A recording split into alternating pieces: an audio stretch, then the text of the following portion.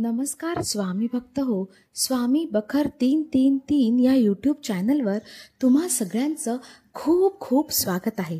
स्वामी भक्त हो, मला की नाही माझ्या गावी एक खूप जुनी म्हणजेच 1870ची एक ज्ञानेश्वरी मिळाली. त्या ज्ञानेश्वरी होती श्री नाना महाराज जोशी साखरे यांनी सांगितलेली आणि कृष्णाजी परशुराम भिडे यांनी उतरून घेतलेली. ही जी ज्ञानेश्वरी आहे ती भिक्षू कृष्णानंद सरस्वती यांनी आपल्या ज्ञानेश्वरी मार्गदर्शिकेसह 27 बुधवार पेठ पुणे येथे जोशी यांच्या ज्ञानविलास छापखान्यात छापून पुणे येथे प्रसिद्ध केलेली आहे. स्वामी भक्त हो, या ज्ञानेश्वरीची मी तुम्हाला प्रथमावृत्तीची प्रस्तावना सांगते. खूप जुनी आहे, तर तुम्ही हे नीट ऐका. सर्व जगतात सुख दुःख संबंधरहित संपूर्ण सुखाच्या ऐश्वर्याने मंडित असा कोण आहे, असे जर आपण सूक्ष्म रीतीने विचार करून पाहू लागलो तर तशा प्रकारचा प्राणी फारच विरळा, किंबहुना नाहीच म्हटले तरी चालेल. प्रत्येकाचे पाठीमागे काही ना काहीतरी दुःख आहेच. कोणास पुत्र नाही, कोणाची बायको कुरूप, कोणाजवळ द्रव्य नाही, अशा प्रकारे कोणत्या ना कोणत्या तरी कारणामुळे दुःख हे आहेच. येतावता दुःख संबंधरहित केवळ परमानंदाचा अनुभव कोणी घेत आहे असे सामान्य रीतीने पाहणाऱ्यास दिसत नाही. पण प्रत्येक प्राण्याची इच्छा तर तशी स्थिती आपणास असावी अशी आहे व ती प्राप्त होण्याकरिता आपापल्या बुद्धीने ते लौकिक उपायही करीत असतात. परंतु लौकिक उपाय करून अत्यंत दुःखनाश होत नाही व परमानंदाचा लाभही मिळत नाही. त्यास आचार्यद्वारा शस्त्रेक शरणम होणे हाच उपाय आहे. ह्या वाचून दुसरा उपायच नाही. ही गोष्ट श्रुतीमध्ये अनेक ठिकाणी सिद्ध केलेली आहे, पण त्या श्रुतीचे ठिकाणी सर्व प्राण्यास अधिकार नाही. कारण केवळ श्रुती वाक्यावरूनच श्रुत्यर्थ ध्यानात घेण्याची योग्यता सर्वांचे ठिकाणी नाही. तसा शूद्र किंवा स्त्रिया यांचे ठिकाणी अज्ञानाधिक्य असल्यामुळे त्या श्रुतीचे ठिकाणी अधिकार नाही, तसाच स्मृती वाक्यांच्या ठिकाणीही नाही. ही जरी गोष्ट खरी आहे तरी शूद्रास किंवा स्त्रियास दुःखाचे अत्यंत निवृत्तीची आणि परमानंद प्राप्तीच्या मोक्षाची इच्छा नाही असे मात्र नाही. सर्वांसह मोक्षाची इच्छा आहे. अशा सर्व जीवांची भगवान व्यास यांना करुणा येऊन सर्व वेदांचे सार अशी भगवद्गीता भारताच्या भीष्म पर्वामध्ये त्यांनी ग्रथन केली. भारत हा ग्रंथ म्हणजे फार प्राचीन काळचा इतिहास आहे. त्यात जागोजागी भगवद्देश वर्णन केलेले आहे, म्हणून तो पुण्यरूप आहे. फार काय सांगावे, वेदांमध्ये जितका अर्थ प्रतिपादित आहे तितका सर्व अर्थ व्यासांनी या इतिहासात प्रतिपादन केला आहे. म्हणून यास 5वा वेद असे श्रेष्ठांनी म्हटले आहे. या इतिहासाचे श्रवण करण्यास सर्वांस अधिकार आहे. त्याच्या श्रवणापासून वर लिहिलेल्या स्वरूपाचे मोक्षरूप फल श्रवण करणाऱ्यास अथवा चिंतन करणाऱ्यास प्राप्त होते. त्यातही भाषेच्या अडचणीमुळे सर्वांचाच प्रवेश होत नाही व थोडेसे संस्कृत भाषेचे ज्ञान असेल तर त्यापासून उत्तान्न अर्थ मिळेल, परंतु त्यातील रहस्य कळणार नाही. याकरता भगवान विष्णूंनी ज्ञानेश्वरांचा अवतार धारण करून सर्व अनाथ जीवांचा उद्धार केला. त्यावर श्री भावार्थ दीपिका ज्ञानेश्वरी नावाचा टीकारूप ग्रंथ केला. प्राकृत व्यक्त करून दाखवणारा ज्ञानेश्वरी शिवाय दुसरा ग्रंथच नाही असे म्हणण्यास काही एक धास्ती नाही. हे खुद्द श्री ज्ञानेश्वर महाराजांनी आपल्या ज्ञानेश्वरीचे 15व्या अध्यायात अश्वत्थपदाचे व्याख्यान करतेवेळी लिहिले आहे. तसेच 13व्या अध्यायातही महाराजांनी स्पष्ट सांगितले आहे. असो, संस्कृत समजणाराही ज्याप्रमाणे श्री शंकराचार्यांचे भाष्य समजून घेण्यास परंपरागत सांप्रदायिकांकडे जावे लागते, त्या वाचून स्वबुद्धीने भाष्य पाहू म्हटले तर काही एक समजत नाही. त्याप्रमाणे श्री ज्ञानेश्वरी हा ग्रंथ आहे, म्हणून स्वबुद्धीने आपण कृतार्थ होऊ असे कोणी म्हणेल तर ते अगदी व्यर्थ आहे. तो ग्रंथही परंपरागत सांप्रदायिक शरण जाऊन त्यांचेपासून समजून घेतला पाहिजे, अथवा साक्षात श्री ज्ञानेश्वर महाराजांनी तरी एखाद्यावर अनुग्रह केला पाहिजे. यापैकी गोष्ट अत्युत्कट पुण्याई वाचून होणार नाही. असे पुण्यसंपत्तिमान पुरुष फार थोडे आहेत.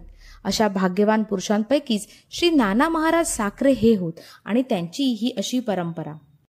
चला तर मग ज्ञानेश्वरीच्या अध्याय पहिल्याचा काही गद्य स्वरूपात मी तुम्हाला वाचून दाखवते. हे निर्गुण ब्रह्मा आत्मरूपा, तू सर्वांचा आधी असून, माफ करा मी श्री गणेशाय नमः म्हणायला विसरले. श्री गणेशाय नमः. हे निर्गुण ब्रह्मा आत्मरूपा, तू सर्वांचा आधी असून तुझे वेदांनी वर्णन केलेले आहे व तुझ्या स्वरूपात जाणणारा तू स्वतःच आहेस. तुला माझा नमस्कार असो आणि तुझा जय जयकार असो. निवृत्तीदास ज्ञानदेव म्हणतात, देवा, सकल जगाच्या बुद्धीला ज्ञानाचा प्रकाश देणारा जो गणपती तो तूच आहेस. तर ऐका महाराज, स्वर आणि व्यंजने ही ज्या रूपाची सुंदर कांती आहे ते शब्द मात्र म्हणजे संपूर्ण वेद हीच तुझी उत्तम आणि व्यापक गणेश मूर्ती आहे. असे पहा की मन्वादिकांच्या स्मृती हेच त्या शरीराचे अवयव असून त्याची अंगलोट अवर्णनीय आहे व त्यातील अर्थ ही सौंदर्याची खाण आहे. 18 पुराणे ही रत्नखचित भूषणे आहेत आणि त्यातील पदे हा त्यांचा घाट असून त्यातील गर्भित अर्थ हीच कोंदणे होत. उत्तम पदरचना हेच रंगविलेले वस्त्र आहे आणि त्या पदांवरील अलंकार हेच लखलखीत लामरुंद वाण होत. काव्य आणि नाटके पहा, त्यांची कौतुकाने योजना करू म्हटले तर करकोट्याच्या घागऱ्यांच्या ठिकाणी होते आणि त्यातील अर्थ हा त्या घागरांचा मंजूळ ध्वनी होतो. मार्मिक दृष्टीने पाहिले म्हणजे त्यातील श्लेषांच्या पर्यायाची उत्तम स्थले हीच कोणी ह्या घागऱ्यांमधील रत्ने शोभतात. व्यासादिकांची बुद्धी हीच त्यावरील मेखलेच्या ठिकाणी शोभते व त्या बुद्धीचा सरळपणा मेखलेच्या पदराच्या शेंड्याप्रमाणे झळकतो. असे पहा की 6 शास्त्रे हेच गणपतीचे हात होत आणि म्हणून त्यातील भिन्न भिन्न अभिप्राय ही त्यातील निरनिराळी शस्त्रे होत. तेव्हा तर्कशास्त्र हा फरशू, न्यायशास्त्र हा अंकुश, वेदशास्त्र हे गोड व रसाळ मोदकाच्या ठिकाणी शोभते. वार्तिककरांच्या व्याख्यानाने स्वभावताच खंडित झालेले बौद्धमध्ये एका हातात असणाऱ्या मोडक्या दातांच्या ठिकाणी शोभते. मग कल्याणकारक व वरदायक जो हस्त तो सत्कारवाद म्हणजेच ब्रह्मविषयक वाद आहे. धर्म आणि प्रतिष्ठा ज्याच्यापासून स्थापना होते तो अभयहस्त होय. ज्या ठिकाणी महासुखाचा परमानंद आहे तो अति निर्मळ विचार हाच सरळ सोंडेचा सोट आहे. तसाच उत्तम संवाद हा सरळ व शुभ्र दातांच्या ठिकाणी असून ज्ञानदृष्टी म्हणजेच विघ्नराजाचे सूक्ष्म नेत्र आहेत. पूर्व आणि उत्तर ह्या मीमांसा मला कानांच्या ठिकाणी भासल्या. बोधामृत हा गंडास्थलातून निघणारा मध आणि त्याचे सेवन करणारे मुनी हेच भ्रमर होत. त्यातील प्रमेय हीच गंडस्थलावरील पोळ्याच्या ठिकाणी असून एकाच तात्पर्याचे असे द्वैत आणि अद्वैत सिद्धांत हे गंडस्थलांच्या ऐवजी शोभतात. त्या गंडस्थलावरील टवटवीत व सुगंधी फुले म्हणजे ज्ञानमकरंदाने परिपूर्ण असलेली दशोपनिषदे होत.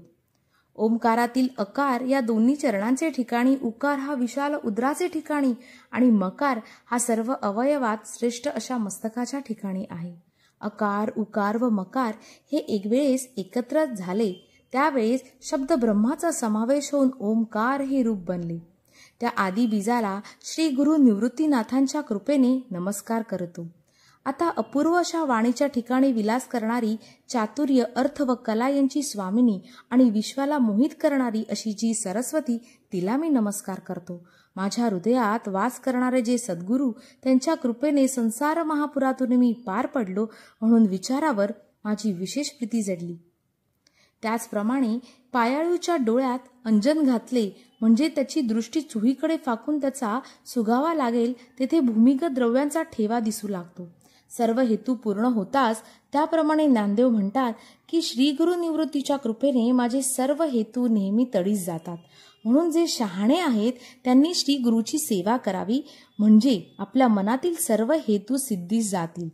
ज्याप्रमाणे झाडाच्या मुळाशी पाणी घातले म्हणजे फांद्या आणि पाने आपोआप टवटवीत होतात, किंवा त्रिभुवनात जितकी तीर्थे आहेत तितक्या सर्वांचे श्रेय एका समुद्रात स्नान केल्याने होते, अथवा अमृतरसांचे सेवन केले असता सर्व रस सेवन केल्याप्रमाणे होते, त्याचप्रमाणे इच्छित कामना पूर्ण करणारे जे श्री सद्गुरू त्यास मी पुन्हा पुन्हा अभिवंदन करतो.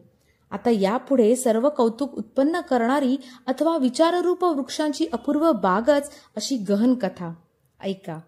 ती सर्व सुखदायक व अर्थरूपी केवळा मोठा अथवा नवरसांनी पूर्ण असा अमृत सिंधूच आहे, किंवा मोक्षाचे स्थान अथवा सर्व विद्यांचे माहेरघर, किंबहुना तुझ्या आश्रयाचे सर्व शास्त्रे आहेत, सर्व धर्माचे माहेर, किंवा सज्जनांचा जिव्हाळा, अथवा सरस्वतीच्या लावण्यरूपी रत्नांचा ठेवा, किंवा सरस्वती श्री व्यासांच्या महामदीत प्रवेश करून कथामिशाने ज्या त्रिजगतात प्रकट झाली आहे.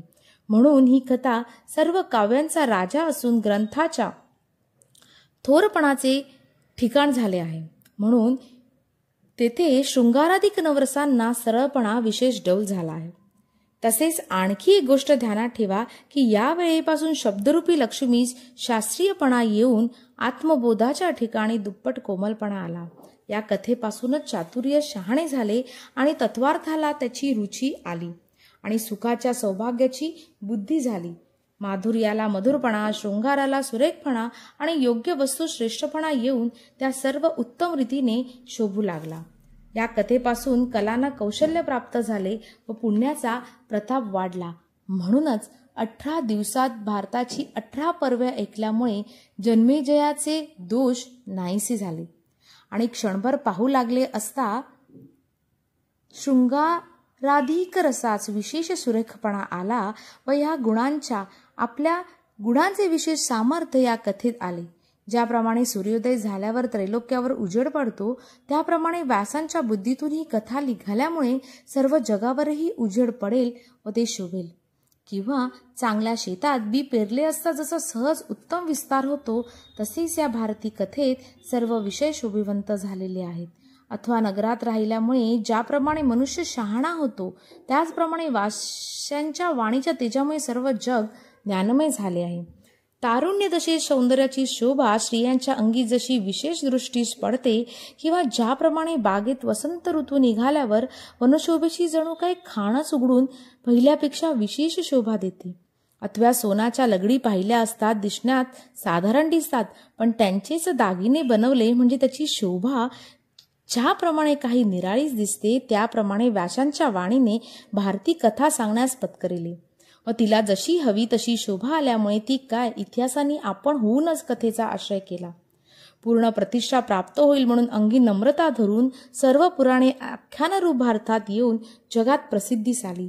म्हणून भारतात जी कथा नाही ती त्रैलोक्यातही नाही. यावरून सर्व जगात ज्या कथा आहेत त्या व्यासांच्या उष्ट्या आहेत असं म्हणतात.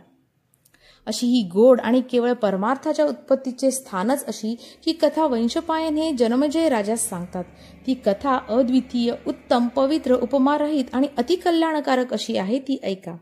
आता भारत हेच कोणी कमल आणि भगवंतांनी स्वतः अर्जुनास सांगितलेले गीताविषय हाच यातील पुष्परेणू आहे. अथवा व्यासांनी वेदरूप समुद्र बुद्धिरूप रवीने घुसून त्यातून हे गीतारूप अनुमय नवनीत काढले. त्यास ज्ञानरूपी अग्नीचा विचाररूपी मंद जाळ लावून ते पुरे कढविल्यावर त्याचे सुहासिक तूप बनले. त्याची वैराग्यवंत इच्छा करितात संत नेहमी सेवन करितात व ब्रह्मनिष्ठ देखील त्याच ठिकाणी रममाण होतात. जे भक्तांनी ऐकण्यास योग्य व सर्व जगात परमपूज्य असे भीष्म पर्वामध्ये सांगितले आहे, त्याला भगवद्गीता म्हणतात. ब्रह्मा व शंकर हे तिची स्तुती करतात व सनकादिक अति आदराने तिचे सेवन करतात. ज्याप्रमाणे शरद ऋतूतील पौर्णिमेच्या चांदण्यांचे कोवळे कोवळे अमृतकण चकोर पक्ष्यांची पिले हळूहळू मनाने प्राशन करतात, त्याचप्रमाणे श्रोत्यांची चित्तांची एकाग्रता करून भगवद्गीतेचा अनुभव घ्यावा. या गीतेतील कथेचा बोलल्याशिवाय विचार करावा, इंद्रियांना नकळत अनुभव घ्यावा आणि ती ऐकण्याचे पूर्वी तिच्यातील रहस्य जाणून घ्यावे. स्वामी भक्त हो, मी ही अशीच भगवद्गीतेचं निरूपण पुढे वाचणं चालूच ठेवेन. पण तुम्हा सगळ्यांना माझी हात जोडून विनंती आहे की तुम्हाला ह्याचे पुढचे भाग ऐकाव्यास आणि समजण्यास हवे आहेत तर नक्की तुम्ही खाली कमेंट करून मला सांगा. आणि ह्याच्यामध्ये अतिशय गूढ आणि अचंबित करणाऱ्या गोष्टी ह्या ज्ञानेश्वरीमध्ये आहे आणि ही 1870ची ज्ञानेश्वरी आहे. इतकी 1870ची खूप जुनी ज्ञानेश्वरी आहे. तर तुम्ही फक्त खाली कमेंट करून लिहा की तुम्हाला ह्याच्या पुढील देखील गोष्टी ऐकण्यामध्ये इंटरेस्ट असेल तर मी नक्कीच ही सिरीज पुढे चालत ठेवीन. तोपर्यंत लाईक करा, शेअर करा आणि सबस्क्राईब करा. श्री स्वामी समर्थ.